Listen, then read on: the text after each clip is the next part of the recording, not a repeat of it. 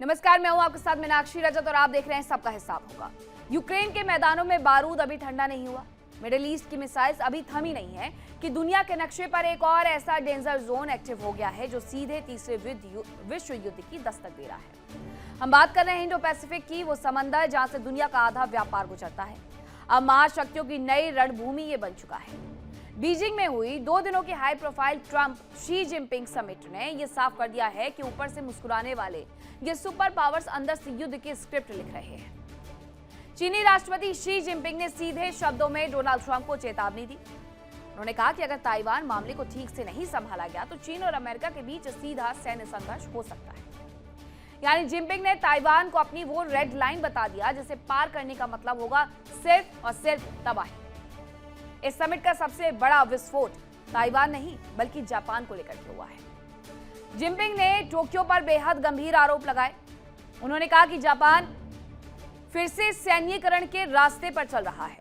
चीन को डर है कि इतिहास का वो आक्रामक जापान फिर से जाग रहा है। लेकिन डोनाल्ड ट्रंप भी झुकने वाले नेताओं में से नहीं है।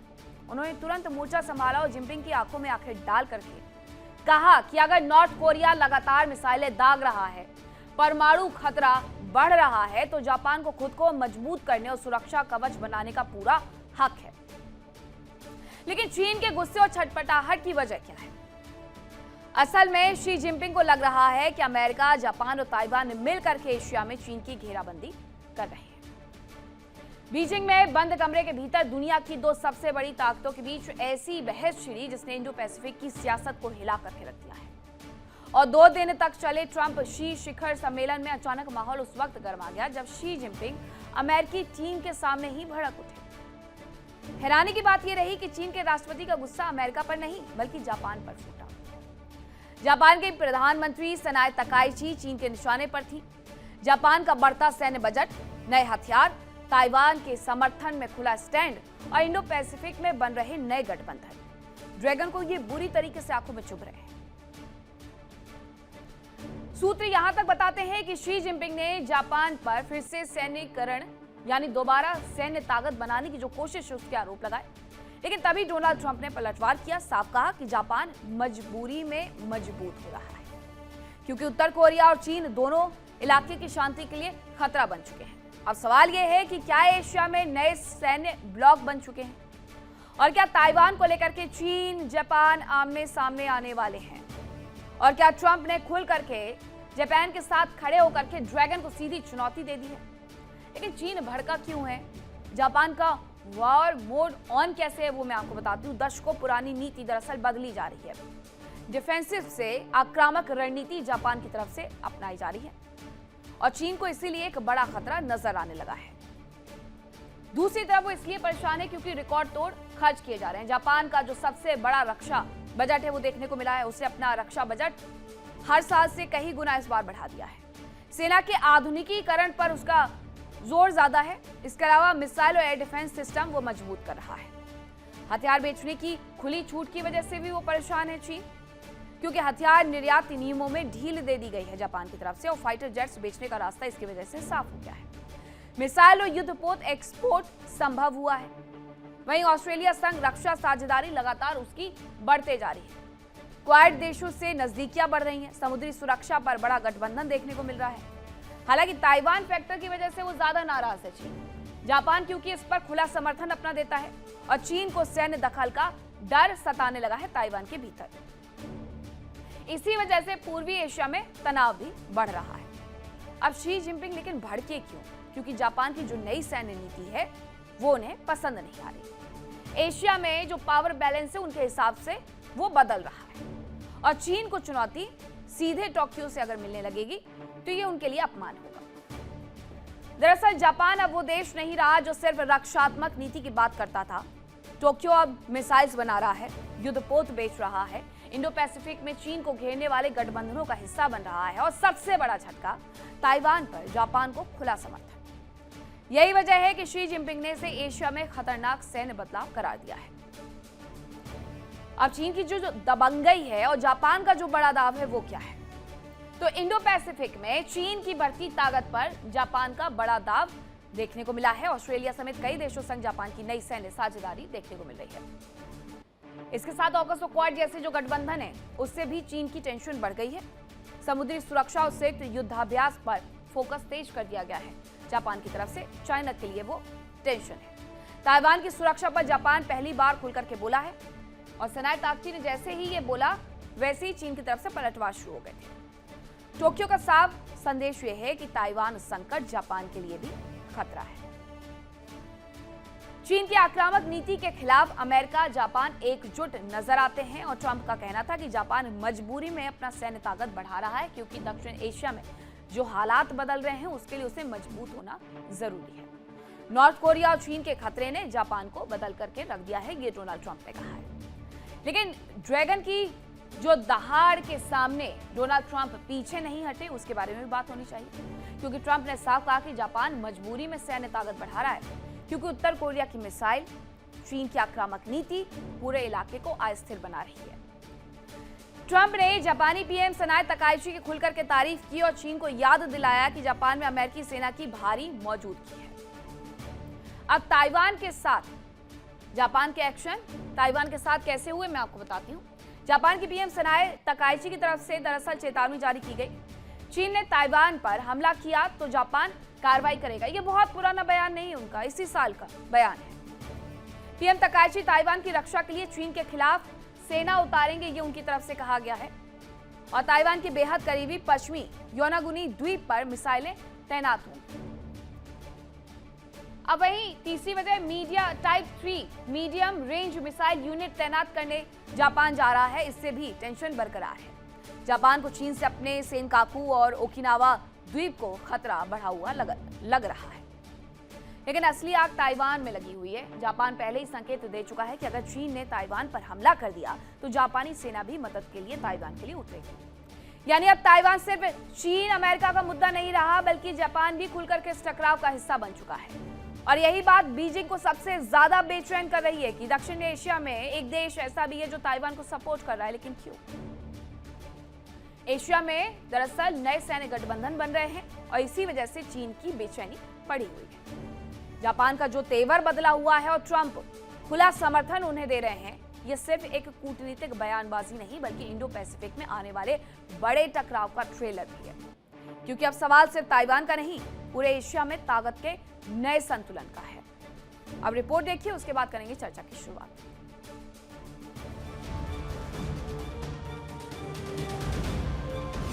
बीजिंग में सुपर पावर को लगा ड्रैगन डर।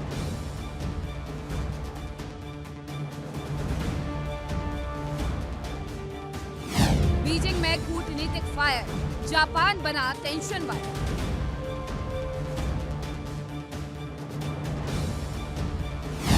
शी जिनपिंग तमतमाए, ट्रंप ने मुंहतोड़ जवाब सुनाया।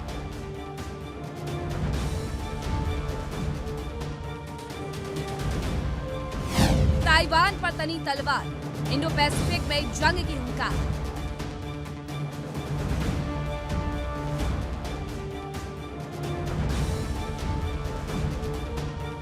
जापान की रीमिलिटराइजेशन से बौखलाया ड्रैगन।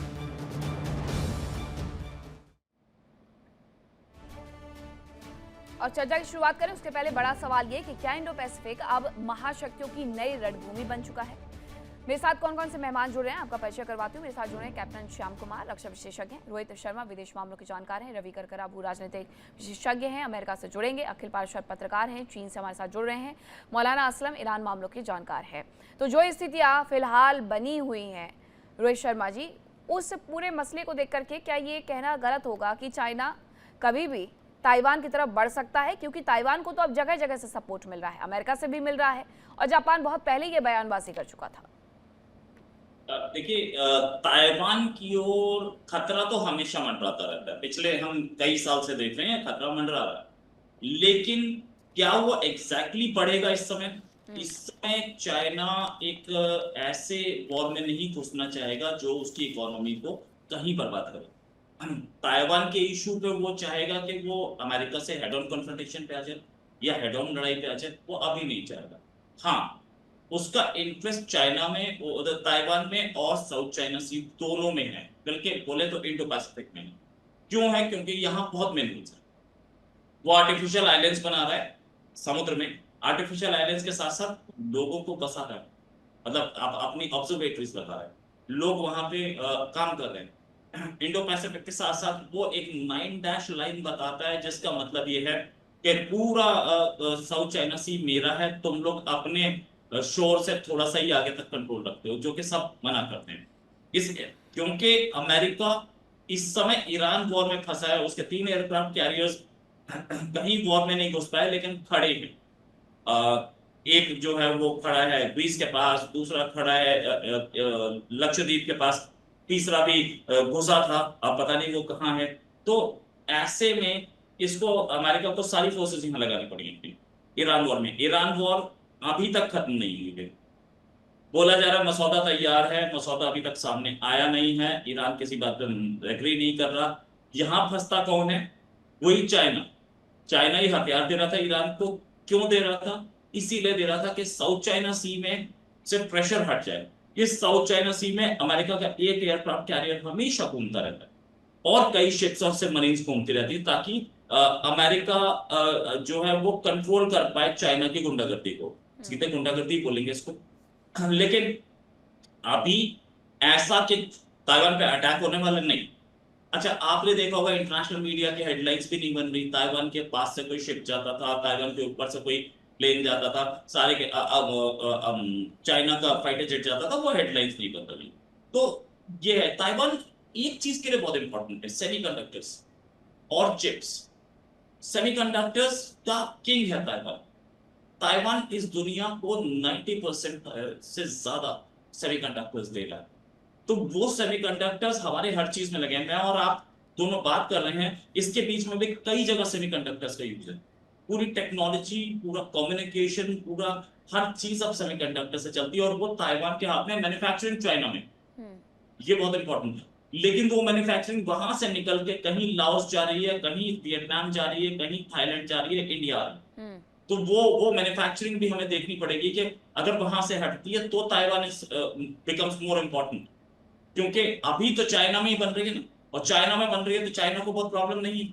चाइना को भी फायदा हो रहा है, ताइवान को भी फायदा हो रहा है। तो सीधे ऐसा तौर पर ये कहना है कि ताइवान हमसे ना तो कभी अलग था, ना ही हम कभी उसे अलग मानने वाले हैं। वो हमारे साथ था और हमारा ही हिस्सा रहने वाला है। लेकिन सनाया तकाइची की तरफ से कैप्टन, जो पिछले दिनों बयान दिया गया था कि अगर चाइना की तरफ से हमला किया जाता है ताइवान के ऊपर तो फिर हम भी ताइवान के साथ उतरेंगे।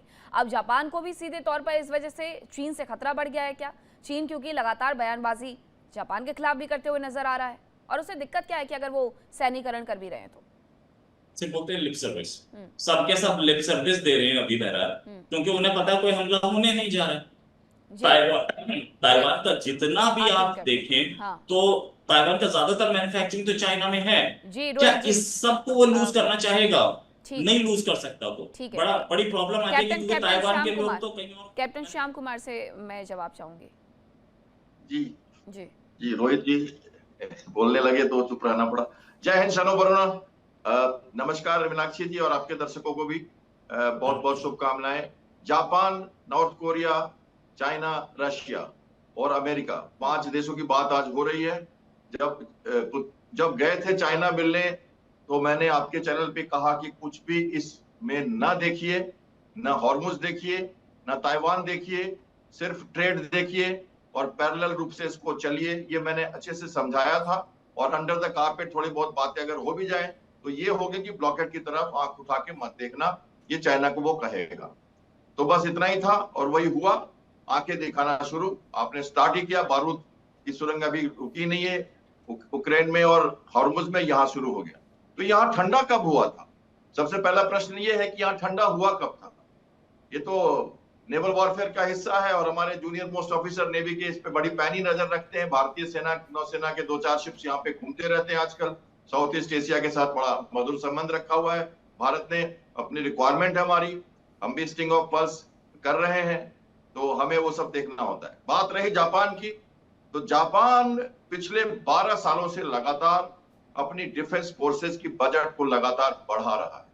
हिस्टोरिक इंक्रीज के साथ वर्ल्ड वॉर के बाद 63 इयर्स के बाद जो उन्होंने रिऑर्गेनाइजेशन किया, जिसकी चर्चा मैंने ईरान के युद्ध में की, एम्फीबियस वॉरफेयर और सरफेस माइन सुपर्स का जो नया कमांड बना था, सिर्फ मैंने इसकी चर्चा की थी करीब 4-5 बार कि वो हो रहा है वहां पे, क्योंकि जापानीज माइन सुपर्स जो है सबसे बेहतरीन है वर्ल्ड में।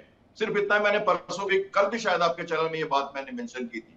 मैं आपको बता दूं, $58 बिलियन के साथ 1% 3 और 4 जीडीपी का, और अगले साल तक का 2% का लक्ष्य जीडीपी का जापान का, जो बहुत बड़ा लक्ष्य है।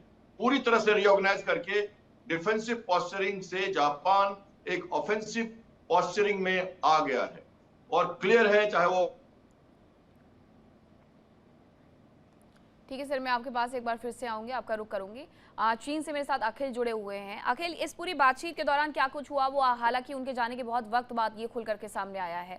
माना ये जा रहा था कि ताइवान के मुद्दे पर पहले ही चीन ने अमेरिका से ये कह दिया था कि हम कुछ भी यहाँ पर बर्दाश्त नहीं करेंगे, मामले और ज़्यादा ख़राब हो सकते हैं।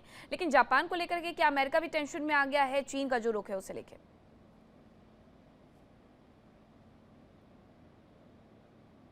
अखिल,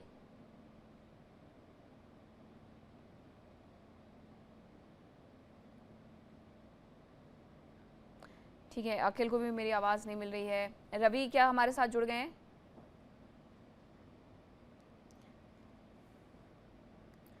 मौलाना असलम, क्या अब मिडिल ईस्ट के बाद साउथ एशिया का रुख करते हुए ये तमाम देश नजर आएंगे? अमेरिका ताइवान के साथ खड़ा हुआ है, हर कोई जानता है, जापान के साथ खड़ा हुआ है, हर कोई जानता है, लेकिन चीन और अमेरिका जिस तरीके से मिले, ऐसा लग रहा था कि सब कुछ ठीक है, दो सुपर पावर साथ में आ गए। जी नमस्कार मैडम, बहुत बहुत शुक्रिया आपका और आपके पैनल में तमाम रिस्पेक्टेबल जो पैनलिस्ट हैं, हम उनको जय हिंद कहते हैं, सलाम करते हैं। देखिए, जापान की जो हिकमत अमली है, जिसे आप रणनीति कहती हैं, हमेशा यही रही कि उसने खुद को ये साबित करना चाहा कि हम बहुत ज़्यादा जंग की तरफ झुके हुए नहीं हैं। यानी फौजी ताकत में हमारा कोई भी ज़्यादा योगदान नहीं रहता है। हम कोशिश ये करते हैं कि वो काम करें जो दुनिया के लिए फ़ायदेमंद हो। लेकिन अभी ईरान के वाक़े के बाद ये जो वर्ल्ड ऑर्डर है दुनिया का, वो बिल्कुल चेंज हो गया है। और जैसा कि अभी हमारे भाई ने बताया कि जापान कंटिन्यू मुसलसल जो है अपना जो रक्षा का जो उसका जो सौदा है और जो खर्च है, उन दोनों में इंक्रीज कर रहा है। इसलिए कि चाइना एक ऐसा कंट्री है कि जिसके ऊपर आम तौर से भरोसा करना किसी के लिए भी मुनासिब नहीं है।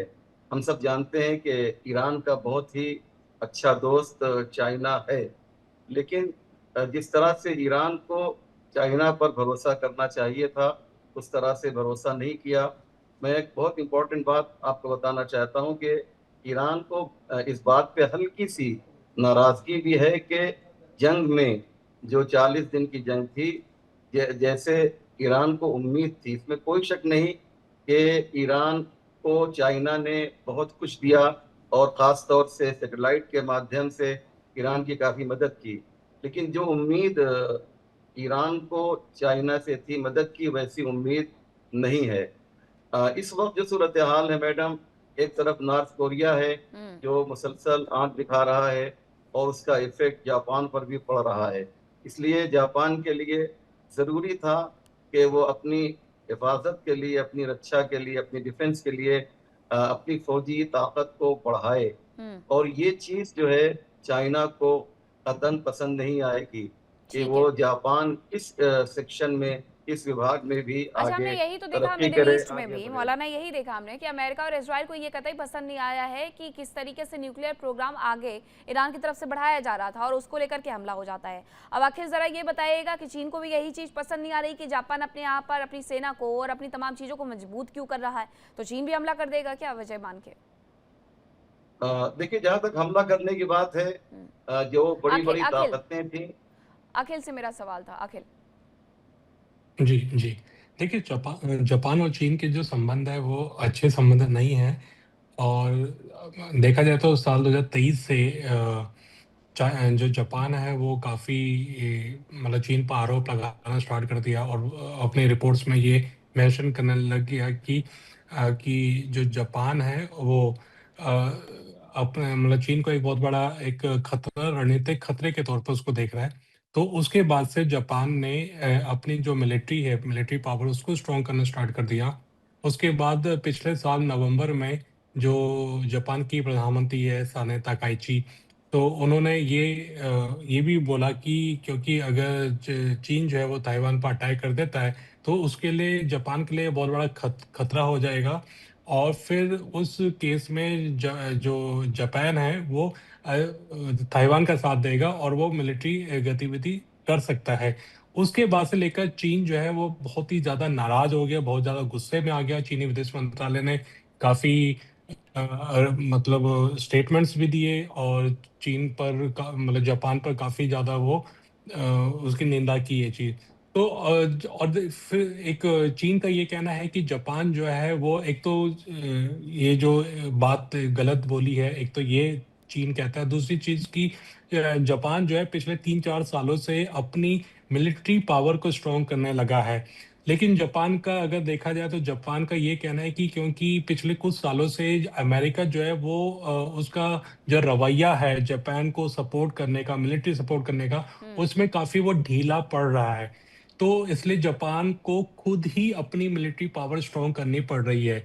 इसलिए और लेकिन एक ये भी ध्यान देना होगा कि चाइना जो है वो दुनिया का दूसरा सबसे बड़ा देश है जो अपने रक्षा बजट में बढ़ोतरी कर रहा है।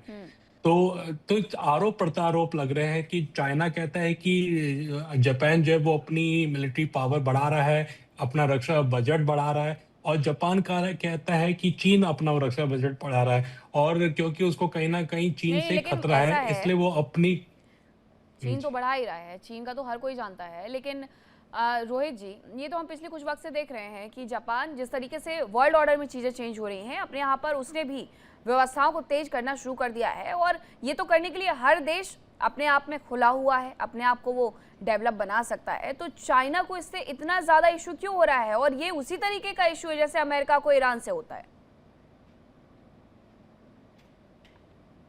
बनना चाहता है चाइना, ऐसी पावर बनना चाहता है जो कि अमेरिका के टक्कर में आ रहा है। तो वो एशिया का चौधरी बनना चाहता है बेसिकली। अमेरिका की चौधराहट तो वो टक्कर देने से अभी वो चौधरी बनने की पोजीशन में नहीं है, और वो उसको वो टाइम आने में बहुत टाइम लगेगा। द रीजन बीइंग कि अमेरिका का और चाइना के डिफेंस बजट में जमीन आसमान का फर्क है। डिफेंस बजट ही नहीं, बोले तो इक्विपमेंट। अब हम एक चीज देखते हैं कि इंडिया, जहां पिछले साल इंडिया ने 14 शिप सेंड अप किए थे और इस साल 19 शिप सेंड अप करेगा अपनी नेवी में, वहीं चाइना 100-150 शिप सेंड अप कर, ऐसा छोटे बड़े सारे मिला के। तो आप इतने मैसिव स्केल पे वो अपने आप को वो कर रहा है।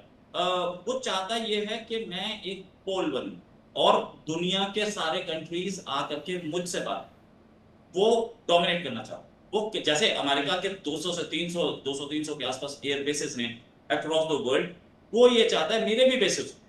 तो वो डायरेक्ट कॉन्फ्रंटेशन में आ रहा है अमेरिका के, और अमेरिका को ये बात बिल्कुल पसंद नहीं है।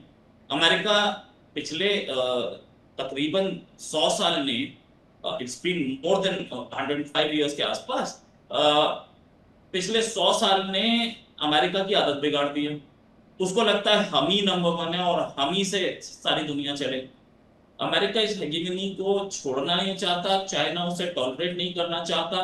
India as a third power कहीं ना कहीं उभर रहा है, ये भी एक प्रॉब्लम है। इंडिया ने ग्लोबल साउथ इनिशिएटिव चलाया, वो भी एक प्रॉब्लम है चाइना के लिए। चाइना के लिए क्या प्रॉब्लम नहीं, चाइना का एक जिस तरीके की इकोनॉमी चाइना है, अपने आप को ओपन अप कर देना, दुनिया को पता चल जाएगा, सबको पता चलेगा आपके फिगर्स जो है 5-10 नो डाउट। लेकिन एक चीज मैं बोलूंगा कि अगर चाइनीज मॉडल पे इंडिया चले, बोलते हैं यहाँ पे कि मैगलेव चलती है, वहां पे बहुत एडवांस्ड है। यार अगर इंडिया का पूरा बजट आपको 5 शहरों में लगाना पड़े तो मैगलेव हम भी चला देंगे। हमारे यहाँ मीडिया जाकर के फौरन देख लेता है कि कौन से शहर के कौन से स्टेट के कौन से गांव में सड़क ठीक से नहीं बन रही, वहां कोई बोलने वाला नहीं, वहां शंघाई के लिए बोलने वाला कोई नहीं। तो वो डेवलपमेंट कर रहा है, वो इसी एंगल से, उसकी जो डेवलपमेंट है वो सीधे सीधे अमेरिका से लड़ने के लिए।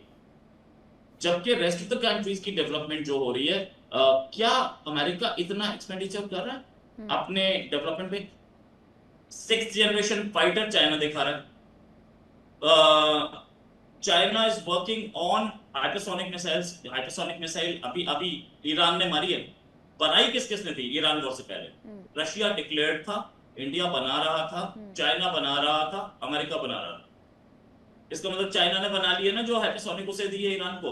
तो ये सारी चीजें जो हैं, ये सारी चीजें करती क्या है कि चाइना अपने आप को मिलिटरीली स्ट्रॉन्ग कर रहा है ताकि हम आगे बढ़ लें। अब जहां तक जापान के डिफेंस बजट की बात करते हैं तो जापान बेसिकली बहुत स्ट्रॉन्ग बजट नहीं है उसका, लेकिन वो कुछ कुछ कोशिश कर रहा है, राइट। सबके सब अपने हिसाब से, ओकिनावा में एयरबेस भी है, बेस भी है, उसके दो तीन बेसेस वहां पे। वो कोशिश ये कर रहा है कि कहीं से जब भी कभी चाइना से वॉर हो, अमेरिका के इशारों पे गेम चलेगा और ओकिनावा से भी अटैक होगा और साउथ कोरिया से भी अटैक होगा, फिलीपींस से भी होगा, हर जगह से रेजिस्टेंस मिलेगी। इसी इनिशिएटिव में इंडिया के प्राइम मिनिस्टर अभी हाल ब्रूनेई गए थे, वो कौन सी जगह, पापुआ न्यू गिनी गए थे। पहले Indian prime minister to go to Papua New Guinea, हम तो नाम ही नहीं सुन रहे थे उसका ना, ऑफ कोर्स किताबों में पढ़ा था, लेकिन डिप्लोमेसी में हम कहीं नाम नहीं सुनते थे उसका। जा रहे हैं ना, और क्यों जा रहे हैं? यही एक game, because enemy is a friend. अभी चाइना विजिट हुई थी डोनाल्ड ट्रंप की, क्या ट्रीटमेंट मिला? ट्रंप खुद शर्माई होगी, और फिर उसके बाद वहां से मार्को रूबियो आके इंडिया बैठे, क्या तारीफ कर रहे हैं भाई साहब। ऐसी तारीफ तो उन्होंने अपने पिताजी की नहीं की जितनी वो इस समय मोदी की कर। तो फैक्ट इज दिस, रियलिटी ये है कि आगे जो लड़ाई होने वाली है वो अमेरिका और चाइना की होने वाली है। वो ताइवान इशू पे है तो फाइन, विदाउट ताइवान इशू भी हम देख रहे हैं कि कहीं ना कहीं वॉर पे जाने वाले हैं। ये वॉर जितनी डिले होगी चाइना को फायदा होता जाएगा। अगर आज से 20 साल पहले लड़े होते तो चाइना बड़े आराम से लड़े, हार गया होता। आज एक टफ फाइट होगी और 20 साल बाद होगी तो it will be extremely dangerous fight. तैयारी, उसकी वजह यही है कि उनकी तैयारी बहुत ज्यादा हो गई है। बिल्कुल सही कहा सर आपने कि 5th जनरेशन तक जब वो पहुंच गए अपने फाइटर जेट्स को बनाते हुए, तो काफी भयंकर वो तबाही लाने के लिए तैयारी तो कर चुके हैं। रवि हमारे साथ जुड़ गए, रवि का एक बार रुक कर लेती हूँ कि अमेरिका को क्या हुआ। अमेरिका ताइवान के मुद्दे पर भी चुपचाप सुनाया, जापान के मुद्दे पर भी चुपचाप सुनाया है। अमेरिका भी ऐसा तो नहीं चाह रहा है कि मैं तो ऑलरेडी हजारों किलोमीटर दूर बैठा हुआ हूँ तो मुझे इससे अलग रहना ही उचित है। लेकिन मीनाक्षी जी, बड़ी अभी मैं ऐसी एक्स में एक पोस्ट देख रहा था, एक वो बिल्कुल ब्रेकिंग न्यूज़ है कि ट्रम्प जो है उन्होंने अभी घोषणा की है कि पाकिस्तान और बाकी जो इस्लामिक स्टेट्स हैं उनको मैंडेटरी बोला। हेलो, हाँ बोलिए उनको बोलिए। मैंडेटरी, हाँ जी, उनको मैंडेटरी बोला है अब्राहम अकॉर्ड्स ज्वाइन करने के लिए। ये एक बड़ी इंटरेस्टिंग डेवलपमेंट है, क्योंकि आपको पता है कि ट्रम्प का जो पहले वाला जो उनका जो टेन्योर था उसमें जेरेड कुशनर ने अब्राहम अकॉर्ड को काफ़ी ज़्यादा पुश किया था ताकि जो है इजराइल के साथ थोड़ा जो पूरे जीसीसी का जो है न्यूट्रलाइज होगा। मैं इसलिए आपको बता रहा हूँ क्योंकि आपने जो सवाल पूछा है बहुत ही इम्पोर्टेंट सवाल है कि देखिए जितना भी क्लियर है कि ट्रम्प चाहते हैं कि जो उनका एक शॉक एंड ऑ की जो पॉलिसी है कि चाहे वो साउथ कोरिया हो, चाहे वो जापान हो, बाकी जितने भी कंट्रीज़ हैं, वो ज़्यादा से ज़्यादा मेड इन अमेरिका अम्यूनेशन जो है वो खरीदे।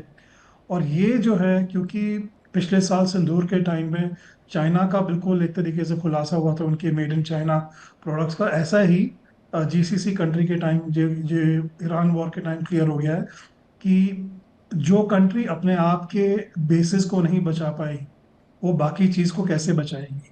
और आप शायद ये भी जानते होंगे, यहाँ पे बहुत इंपॉर्टेंट पैनल मेंबर्स हैं जो काफ़ी एक्सपीरियंस हैं, कि जितना भी अमेरिका का मेड इन एम्यूनेशन होता है 30% उसका इक्विपमेंट एक्चुअली चाइना से आता है, तो वो प्योरली मेड इन अमेरिका भी नहीं होता है।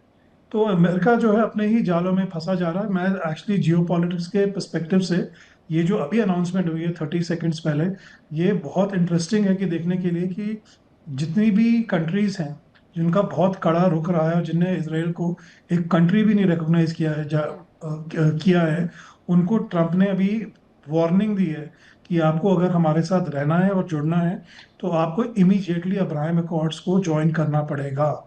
विच मीन्स कि वही वापस आ जाता है कि ये जो अमेरिका और इसराइल का एक long term I would say miss calculation जो हो गया है कि वो सोच रहे थे कि ईरान को वेनेजुएला और बाकी इराक की तरह उसको शिकस्त करके दे will be able to win it.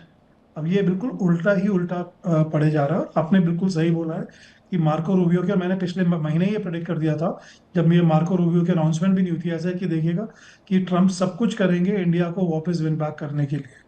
तो ये बहुत इंटरेस्टिंग टाइमिंग है।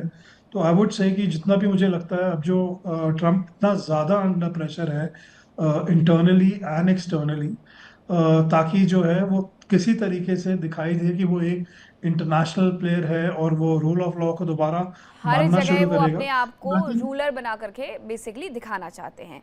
रक्षा बजट के अगर रिकॉर्ड की बात करूं कैप्टन श्याम कुमार, तो 58 बिलियन डॉलर से ज्यादा का जापान ने खर्च करने का दावा कर दिया है कि वो करने वाला है, अपनी रक्षा समझौते को और ज्यादा बढ़ाएगा। लेकिन इसे बढ़ाने से सरदर्दी जापान की भी बढ़ेगी क्या? जापान, जैसे मैंने कहा, रक्षा बजट हो या reorganisation of higher echelons of arm forces हो, एयर स्पेस इंटेलिजेंस का अनमैन्ड एयरक्राफ्ट जो है उनका जो फ्लीट एयरक्राफ्ट कैरियर है, आइलैंड के ऊपर उनकी जो बढ़त या आइलैंड को टेक ओवर करने के लिए एम्फीबियस वॉरफेयर का नई पहल, ये सब जापान अपने को रिऑर्गेनाइज कर रहा है। इवन अपने नाम उन्होंने जनरल्स के, एडमिरल्स के, कर्नल्स के नाम भी चेंज करके एक नया रुतबा दिया है अपने देश को, और उनको पार्लियामेंट में वो लेजिटिमाइज कर रहे हैं। पार्लियामेंट एक्ट पास करेंगे और तब ये डिफेंस फोर्सेस को दूसरा नाम भी देंगे। फिलहाल कमांड्स का नाम चेंज किया है। रही बात अमेरिका की, तो अमेरिका का मैं आपको बता दूं, शायद भ्रांति है, यूएसएस जॉर्ज वाशिंगटन जो है फिलहाल कैरियर विंग 3 के साथ पूरी तरह से तैयार है फिलीपींस सी में, और फॉरेन डिप्लॉयमेंट जो फॉरवर्ड डिप्लॉयमेंट एक ही कैरियर करता है उनका, वो ऑलरेडी वहां है और नए साल की पेट्रोल शुरू कर चुका है। फिलहाल वो फिलीपींस सी में है और जहां से उनका आइलैंड का बेस है वहां से निकलकर बाहर जा रहा है।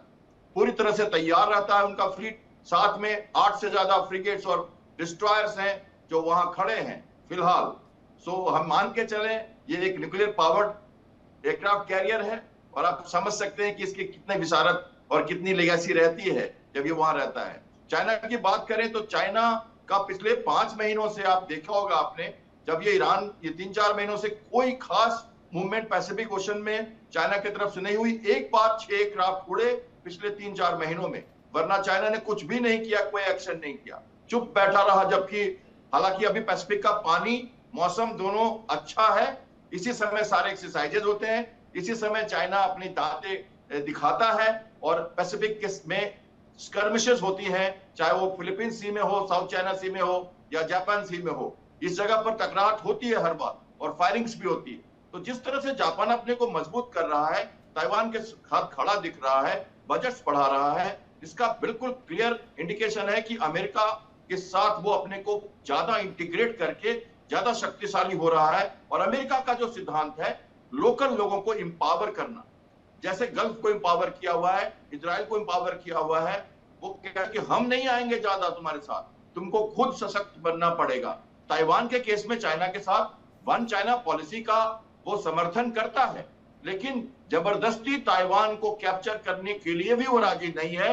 इसलिए जापान चाइना जाने से पहले कितने सारे उपकरण उसने दे दिए, और पार्लियामेंट में एक नया बिल भी पास कर लिया ताइवान ने जस्ट बिफोर द विजिट। और एक और बात, ट्रेजरी सेक्रेटरी एक दिन पहले जापान गए थे, चाइना के ट्रेजरी सेक्रेटरी जापान गए, और एक बड़ा लीडर नॉर्थ कोरिया गया था उनको समझाने बुझाने के लिए कि ज्यादा चिक न हो ड्यूरिंग द विजिट। लेकिन विजिट के बाद आप जानते हो क्या हुआ, क्योंकि इसके बारे में मैं बहुत क्लियर था कि इसमें ताइवान और हॉर्मुज के ऊपर कुछ नहीं निकलने वाला, इसको पैरेलल विजिट के साथ देखना चाहिए। तो घुटने पे आ गया, डर गया अमेरिका। मुझे लगता है थोड़ा सा पेशेंस रखना पड़ता है इंटरनेशनल डिप्लोमेसी और वर्ल्ड के अफेयर्स में। तुरंत बयान देना, हमें तुरंत रिएक्शन देना कि चाइना जीत गया, अमेरिका हार गया, मुझे लगता है कम से कम साल भर अगर हम ध्यान से समझे चीजों को, 5 साल का आकलन करें, बाइडेन को देखें, तब जाके हमको समझना चाहिए अमेरिका क्या है। ऐसे तो बड़ा मुश्किल हो जाता है कहना कि कौन जीता कौन हारा। तो मुझे ठीक है, ये मेरी बात हमेशा से मैंने कहा, पेशेंस के साथ इंटरनेशनल अफेयर्स को समझना चाहिए। कल क्या हुआ, परसों क्या हुआ, इधर तो ऑयल का प्राइस बढ़ा, उधर टैरिफ घट गया, ये सही नहीं है तरीका आकलन करने का। वर्ल्ड पॉलिटिक्स में पैरेलल चीजें चलती हैं, थोड़ा सा इंतजार करना होता है। ठीक है सर। अखिल, जरा ये बताइएगा, फिलीपींस हो गया, ताइवान हो गया, ठीक है, ताइवान से तो समझ में आता है चीन की रार क्या है, लेकिन ये फिलीपींस और साथ ही जापान, ये ट्रायो जो बन रहा है, फिलीपींस का, जापान का, ताइवान का, ये चाइना की आंखों में कुछ ज्यादा ही तेजी से चुभ भी रहा है और ये ट्रायो ज्यादा तेजी के साथ उभर भी रहा है। जी बिल्कुल, क्योंकि देखिए ये चाइना का कहना है कि जो साउथ चाइना सी है उसमें उसका ही टेरिटरी है और उसमें उसका ही पार्ट है, उसका उसमें ही उसका दखल है। देखिए जापान के साथ क्या है कि जो एक आइलैंड है सनकाकू, तो चाइना कहता है कि वो उसका आइलैंड है और उसको वो बोलता है चाइनीज भाषा में त्यायू आइलैंड। तो उसको इस तरीके से उसमें काफी मतलब खटास पैदा रहती है जापान और चाइना के। सेम इसी तरीके से कि फिलीपींस, क्योंकि फिलीपींस के जहाज जो है वो चाइना का ये कहना है कि फिलीपींस के जहाज जो है वो चाइना की सी टेरिटरी में आ जाते हैं, वाटर टेरिटरी में, तो उसको वहां से वो खदेड़ते भगाते हैं इस तरीके से। लेकिन फिलीपींस का कहना है कि ये हमारा पोर्शन, हमारा पार्ट है, जो कि वो इंटरनेशनल आर्बिट्रेटरी जो ऑर्गेनाइजेशन है उसमें भी वो चला गया और इसमें फिलीपींस के पक्ष में जजमेंट भी आया था, लेकिन चीन ने उसको मानने से मना कर दिया था। और ताइवान का आपको जानते हैं कि ताइवान को क्या है कि चीन अपना ही पार्ट मानता है, और तो इसलिए वो उसका ये कहना है कि इस पर तो हमारा ही दखल है और हमारा ही अधिकार है इसमें, तो कहीं ना कहीं ये शांतिपूर्वक जो है वो हम उसको अपने कब्जे में ले लेंगे, अंडर ले लेंगे। तो इसलिए ये इन देशों के साथ जो है चीन के एक रार बनी हुई है, और इसका चीन का ये कहना है कि ये हमारा पार्ट है, ये हमारा ही हमारी टेरिटरी में आता है, जबकि बाकी जो देश है वो कहते हैं कि ये हमारी टेरिटरी। तो इसलिए बस एक खींचातानी चली आ रही है।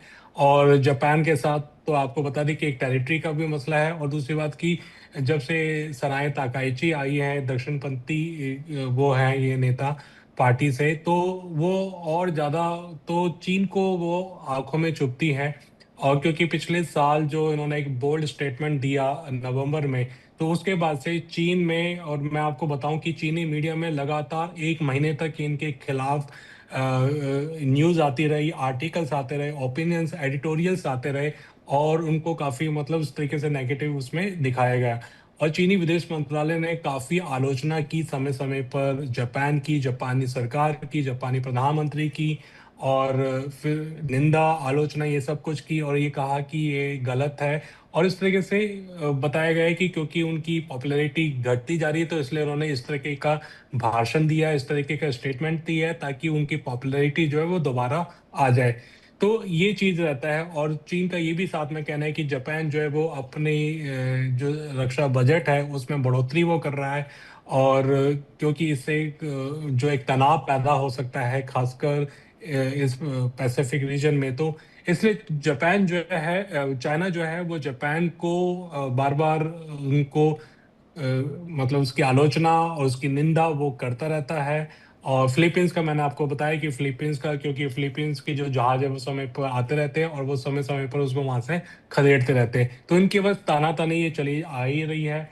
और जैसे कि वो अच्छा, हम देखते भी हैं, जैसे अभी हम जो हॉर्मुज के मुद्दे पर देख रहे हैं मौलाना, कि काफ़ी ज़्यादा रार देखने को मिलती है अमेरिका के बीच में, ईरान के बीच में। 20% का तेल का गैस का वहाँ से आयात होता है। इसी तरीके से दक्षिण चीन सागर की अगर मैं बात करूँ तो 34% का व्यापार वहाँ से होता है।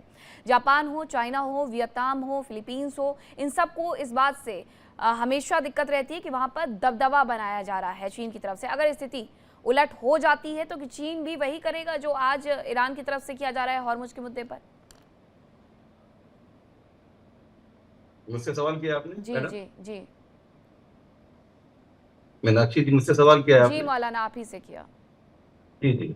देखिए, सबसे इम्पोर्टेंट बात यह है कि पहले तो मैं ये कहना चाहूंगा कि आज का जो टॉपिक आपका है बहुत ही खूबसूरत टॉपिक है, और बहुत से चैनल को मैंने देखा, लेकिन ये जो चैनल टॉपिक है ये वाकई ये बताता है कि आपकी जो दूरबीन निगाहें हैं वो कहाँ तक देख रही हैं। जी। और सच्चाई यही है कि जापान को अगर सबसे ज्यादा किसी कंट्री से खतरा है कि अगर कोई हमला हुआ, एक तो हमला होगा नहीं, लेकिन अगर जापान को खतरा है कि कोई मुल्क, कोई कंट्री उस पर हमला करेगा, तो वो चाइना है। इसलिए उसको चाइना के मुकाबले में खुद को मजबूत करना था। पहले वो अमेरिका पे निर्भर हुआ करता था, लेकिन अभी उसने ये देखा कि यूक्रेन में या खुद ईरान में जो हालात हुए उसमें अमेरिका की क्या हालत हुई। लिहाजा जापान की पूरी कोशिश अब ये हुई है कि उसने ये सोचा है कि बहुत ज्यादा सुपर पावर पर हमको निर्भर नहीं होना चाहिए, बल्कि जरूरी यह है कि हम खुद जो है ये अपने को मजबूत करें, और हमारी जो रक्षा है वो बाहर वाले करने से बेहतर ये है कि हम खुद इसकी तैयारी करें। और चाइना को ये बात जाहिर सी बात है कि वो पसंद नहीं आएगी, इसीलिए चाइना ने इस बात पर खुलकर एतराज किया है कि वो सैन्य शक्ति, जो फौजी ताकत है, उसको जो आगे बढ़ा रहा है, उस पर उसको असर पड़ेगा।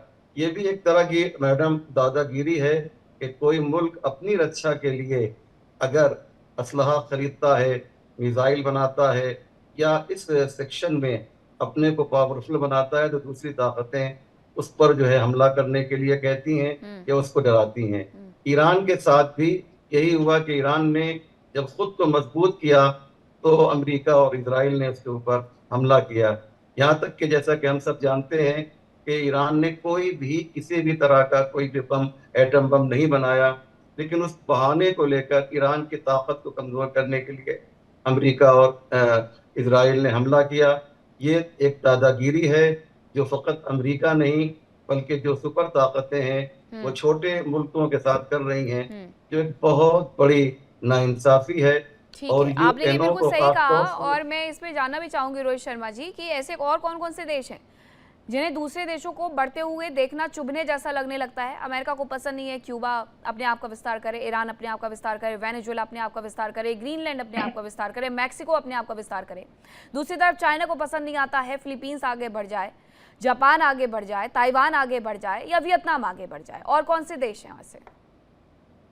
मैडम बात यह है कि किसी कंट्री को नहीं पसंद कि दूसरा ऊपर बढ़े। क्या पाकिस्तान और चाइना बहुत अच्छे दोस्त हैं? क्या ये दोनों के दोनों एक दूसरे को पसंद कर रहे हैं? चलिए, पाकिस्तान की तो कोई मैटर ही नहीं करता। क्या चाइना ने अपनी टेक्नोलॉजी दी है पाकिस्तान को? कौन सी टेक्नोलॉजी दे दी? क्या इंडिया को दे रहा है अमेरिका? रशिया भी हमारा बड़ा अच्छा दोस्त है। क्या रशिया दे रहा है हमें टेक्नोलॉजी? तो कोई नहीं चाहता। रशिया इनफैक्ट JF-17 में रशियन इंजन की बात, हमारा बहुत अच्छा दोस्त है रशिया। JF-17 में रशियन इंजन क्या कर रहा है और क्यों है वहां पे? ये यूक्रेन जो आज हमारे मिन्नतें तरले कर रहा है, बहुत बात की कि जब हमारे प्राइम मिनिस्टर भी वहां पे, फॉरेन मिनिस्टर भी जाकर बातचीत करके आए, सारी बातें हुई। तो ये यूक्रेन जो है, इस वॉर से पहले इंडिया यूक्रेन को बोल रहा था कि अपने टैंक्स मत बेचो पाकिस्तान को। वो कहता था मैं तो बेचूंगा। तो यहाँ पे कोई कंट्री किसी का दोस्त नहीं है। यही टर्की के एर्दोगान हैं जो डेली मदुरो से बात कर रहे थे लगभग, और मदुरो को बता रहे थे कि अपने आप को बचाना कैसे है, कहाँ कहाँ तुम्हें इक्विपमेंट लगाना है और कहाँ सोना है और क्या करना है। इन्होंने ही सारी बातें पूछ करके और वो अमेरिका को बता दी। तो इस वर्ल्ड में कोई किसी का सगा नहीं। यहाँ आप जितने स्ट्रॉन्ग है उतने बचे रहेंगे। ऑपरेशन सिंदूर में हमें पता लग चुका कि चाइना कितना इक्विपमेंट दे रहा था, क्या क्या दे रहा था पाकिस्तान को। हमें उम्मीद भी थी, हमें ये भी पता था कि वो देगा, और उससे हमें नुकसान भी हुआ उसने जो जो दिया उससे। लेकिन हमें पता होना चाहिए कि हमें क्या करना है। आप जब तक स्ट्रॉन्ग नहीं है, आप बाकी सब बिल्कुल बेकार है। ताइवान अपने आप को स्ट्रॉन्ग, ताइवान के पास वेपन्स बहुत स्ट्रॉन्ग, इसमें कोई शक नहीं। ताइवान के पास F-16 हैं, ताइवान के पास मिसाइल्स हैं। अभी कल ही की बात है, एक आइलैंड है प्रातास आइलैंड। वो प्रातास आइलैंड पर स्टैंड ऑफ था दोनों कंट्रीज की शिप्स का, ताइवान और चाइना, दोनों कंट्रीज के शिप्स का स्टैंड ऑफ। ये कल ही की खबर है, पिछले 2 हफ्ते में स्टैंड ऑफ हुआ है, और तगड़ा स्टैंड ऑफ था, वर्बल फाइट भी था, दोनों के शिप्स आमने सामने खड़े थे। बिल्कुल। तो इतना कुछ होने के बाद भी अगर आप देख रहे हैं कि आप इतना ही दे दीजिए। अमेरिका इंडिया को चाहता है, हम सपोर्ट भी मिल रहा है इंडिया को, चारों ओर से हर एंगल से सपोर्ट मिल रहा है। एयरफोर्स में मिल रहा है क्या? अब नेवी में तो आप इंडक्ट कर रहे हैं, नेवी में तो हम इंडक्ट करते जा रहे हैं। हमारे पास अपने बनाए हुए फ्रिगेट्स हैं, हमारे पास अपने बनाए हुए सबमरीन्स हैं, हमारे पास अपने बनाए हुए एयरक्राफ्ट कैरियर्स हैं, सब कुछ कर रहे हैं। एयरफोर्स में तो कोई सपोर्ट नहीं मिल रहा अमेरिका का, ना रशिया का मिल रहा। ठीक है, रशिया अब क्योंकि रशिया की हालत खराब हो गई तो वो हमें बोल रहा है कि हाँ मैं Su-57 बनाऊंगा भी आपके पास और टेक्नोलॉजी ट्रांसफर भी कर दूंगा। वरना हम इसका इक्विपमेंट कब से खरीद रहे हैं? 1950s से। ये वही रशिया है जिसने 1962 में हमारे मिग डिले कर दिए थे। किसके कहने पे? चाइना के कहने पे। 62 में हमारी वॉर हुई चाइना से, तो उससे मिग डिले हुए थे। उस समय रशिया को चाइना की जरूरत थी, बिल्कुल, क्योंकि क्यूबन मिसाइल क्राइसिस चल रही थी। हाँ। तो किसी पे भरोसा का मतलब नहीं बनता यहाँ पे। आप अपने आप को स्ट्रांग रखिए। आप किसी बात पर कुछ रिएक्ट करना चाह रहे हैं रवि जी? बहुत ही इम्पोर्टेंट सवाल आपने पूछा है, और ये बहुत क्रिटिकल है अंडरस्टैंड करने के लिए कि अमेरिकन पॉलिसी जो है और उसका जो पूरा अब ये जो वॉर बेस्ड डिफेंस बन गया है, कि अमेरिका का पूरा जो इंफ्रास्ट्रक्चर है वो तो आपको पता है कि डूबने वाला है। अमेरिका जो है आज की डेट में यहाँ पे जो है डेट इकोनॉमी है, 36 ट्रिलियन का डेट है। अमेरिका जो चल रहा है वर्ल्ड वॉर 2 के बाद वो स्विफ्ट सिस्टम और पेट्रो डॉलर से चल रहा है, ठीक है। अगर आपने ये सवाल जो पूछा है, देखिए गद्दाफी ने थ्रेटन किया था कि हम जो है अपने पेट्रोल को गोल्ड बेस्ड करेंगे। आपको पता है कि गद्दाफी के साथ क्या हुआ। सद्दाम हुसैन के ऊपर झूठा इल्जाम लगाया गया कि न्यूक्लियर उसके पास आर्म्स है, और सद्दाम हुसैन ने भी ये बोला था कि मैं यूरो के साथ अपना गैस भेजूंगा और उसको मैं गोल्ड के साथ पैक करूंगा। तो ये जो एक बहुत बड़ा मिसफायर जो हुआ है, और ये मैं कहता हूँ ईरान की एक बहुत बड़ी जीत है। ये शायद ये लिखा जाएगा हिस्ट्री में कि जो कंट्री जिसने बोला था पूरे जीसीसी को कि हम आपको बचा के रखेंगे और उसमें गारंटी आपको देनी पड़ेगी कि आप जितना भी ट्रेड करेंगे, चाहे सऊदी है, यूएई है, कतर है, कोई भी है, आप उसको पेट्रो डॉलर में करेंगे, राइट। तो ये जो बहुत बड़ा थ्रेट जो है, जो एक रियलिटी बनते जा रहा है, और उसमें रशिया और चाइना ब्रिक्स को यूज करेंगे और उसको अंडर प्रेशर डालेंगे कि देखो आपको तो कुछ नहीं मिला, आपकी तो इकोनॉमीज बर्बाद हो गई, क्योंकि आप जो है सारे इतने ज्यादा आप जो है डॉलर के साथ जो लिंक्ड है। अगर आप सॉवरेन बॉन्ड्स को भी देखें, आप देखिए बहुत सारी, टर्की ने तो सारी बेच दी है, राइट। और जापान जो है वो फंसा हुआ। आपको समझना पड़ेगा कि जापान जो है एक प्रॉक्सी इकोनॉमी है, क्योंकि जापान का पूरा जो रिकंस्ट्रक्शन था वो अमेरिका ने लीड किया था, साउथ कोरिया की तरह। तो जापान इतना इंडिपेंडेंट कंट्री भी नहीं है। अगर हमको लगता है कि इंडिपेंडेंट है, तो उसमें बहुत ज्यादा पीछे जो है टैक्टिकल्स हैं, इकोनॉमिक, पॉलिटिकल और डिफेंस के, अमेरिका के साथ। तो मुझे जो लगता है कि ईरान की जो सबसे बड़ी जो जीत जो है वो ये हुई है कि जो पूरा जो बिलीव था स्विफ्ट सिस्टम में, पेट्रो डॉलर सिस्टम में, वो बाकियों को छोड़ दीजिए, जो सबसे इंपॉर्टेंट ऑयल बेस्ड प्रोड्यूसर्स हैं वो हिले हुए हैं अंदर से, क्योंकि वो भी ये कह रहे हैं कि आपने देखा यूएई ने भी डिमांड की है कि आप डॉलर्स और रिलीज कीजिए। तो ये एक मेरे को लगता है कि वो हर एक हमेशा 100 साल में वर्ल्ड पावर्स बदलती हैं। तो ये एक बहुत क्लियर इंडिकेशन है, और ये याद रखा जाएगा। ये जो 2 महीने थे, जो 70, ठीक है, हमारे 75, साथ अब तो जुड़े हैं। 80 दिन होने को आ गए बिल्कुल हैं, ये रवि। पूरे सिस्टम को बदल देंगे। कैप्टन हमारे साथ जुड़े हैं, उनसे मैं एक सवाल लेना चाहूंगी सर, छोटा सा जवाब चाहूंगी कि अगर ये युद्ध होता भी है तो साउथ चाइना सी पर आगे क्या?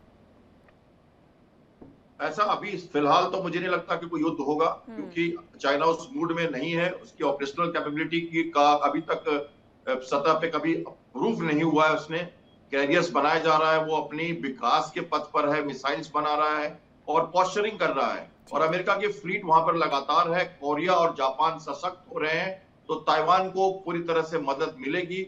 और नेवल वॉरफेयर में लड़ाई बहुत भयानक होती है।